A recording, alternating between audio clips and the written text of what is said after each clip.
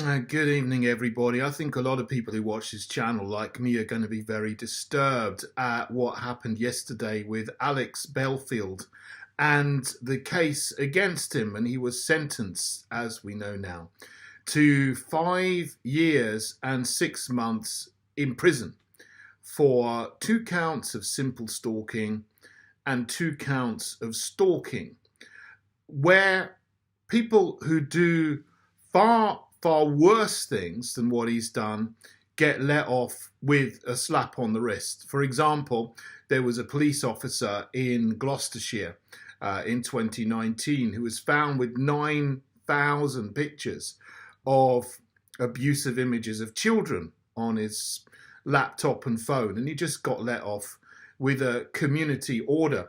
But the thing is, with what Alex Belfield was accused of, he never went anywhere near his victims, or the people that the court is saying are victims. He never threatened them with violence. He never went to their houses or physically stalked them. So it's probably news to a lot of people that you can actually get accused and charged and prosecuted for stalking when you don't even go near somebody, because what they're saying is that what he did was online stalking. The thing is, with the sentencing that he got, there's actually the charges that were leveled against him for the more serious offences of stalking rather than simple stalking are relatively new. So he was prosecuted under the 1998 Protection from Harassment Act. And that allows for the charges to be made of simple stalking and stalking. But stalking under that act, when it was written, only applies to when there is a threat of violence. But that act was changed by another act of Parliament, which went through in 2012, the ironically named Protection of Freedom Act 2012, which amended the earlier act to say that stalking was not only when there was a threat of violence, but also where there was a serious alarm or distress caused.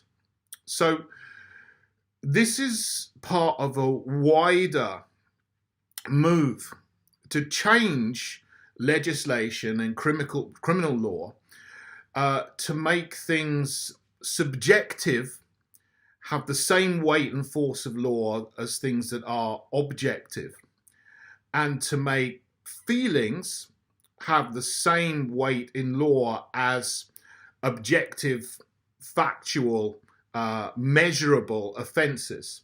So the threat of violence is objective, it's measurable. If someone comes around your house and they threaten that they're going to do something nasty to you, or cause physical harm, of course, that's a threat of violence, and that needs to be treated as what everyone would think is real stalking. But what's just happened relatively recently is the more subjective clause has been written in to say that if someone feels alarmed or that they're seriously alarmed or distressed, then that has the equal force in law as the threat of violence.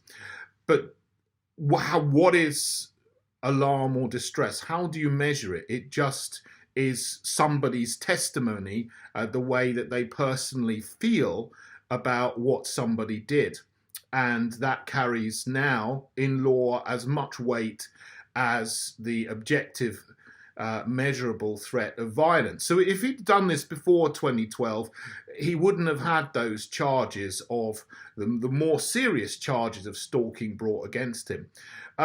So this is going to be one of the first cases where someone is being given such a lengthy prison sentence, as far as I know, for stalking based on alarm or distress, where they haven't just been simply given a restraining order Because normally what happens with stalking is first time, first offence, you get a restraining order. Then if you break that, fair enough, the judge sends you to prison because you're breaking this restraining order. It's all the things about breaking court orders and so on. Yeah, of course, absolutely. They give you that so that you don't stalk someone or harass someone in the future. Yeah, fair enough. Personally, I think that this is a very, very harsh sentence that has been passed down to Alex Belfield. And a lot of people are going to be very shocked at this. As I said, I tweeted yesterday, look, he's got this amount of time in prison. Some people who are in grooming gangs get less time.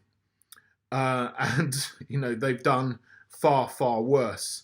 So the people that are celebrating that he's now in prison seem to be people, a lot of people associated with mainstream media organizations seem to be joyful about him being in prison now for things. Oh, I don't say that what he said. I think he hasn't dealt with all of these things and these people very well, of course. But this is really harsh and quite disproportionate, I think. So he's got, this is another thing that is noticeable in the sentence. He's got 5 years and 6 months. So the judgment, I read the judgment, and the judgment says he'll serve half of the time, or up to half of the time in prison, and the other half on license. And if he breaks his the restraining orders that have been given as well, he'll go back to prison. So he's going to be in prison for 2 years and 9 months, which is 33 months. It's very interesting. 33.